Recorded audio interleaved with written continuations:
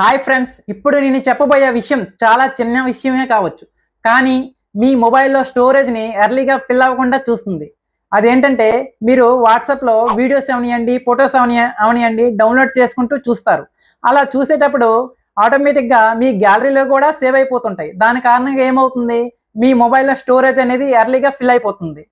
కాబట్టి ఇక మీదట నేను చెప్పబోయే ఒక సెట్టింగ్ మాత్రం మీరు ఆఫ్లో పెట్టుకుంటే ఇక మీదట అలా జరగదు.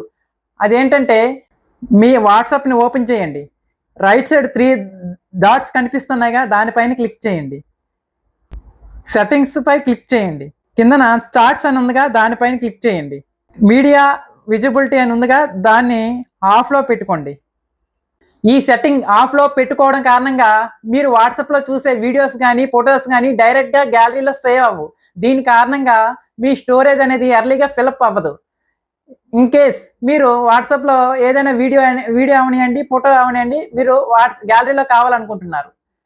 అప్పుడు ఏం చేస్తారు, మీకు ఏ ఫోటో అయితే కావాలో దానిపైన క్లిక్ చేసి రైట్ సైడ్ 3 డాట్స్ ఉంటాయి, దానిపైన క్లిక్ చేసి సేవ్ అనే ఆప్షన్ కనిపిస్తుంటుంది. దానిపైన క్లిక్ చేస్తే ఆ ఫోటో అనేది మీ గ్యాలరీలో సేవ్ అవుతుంది.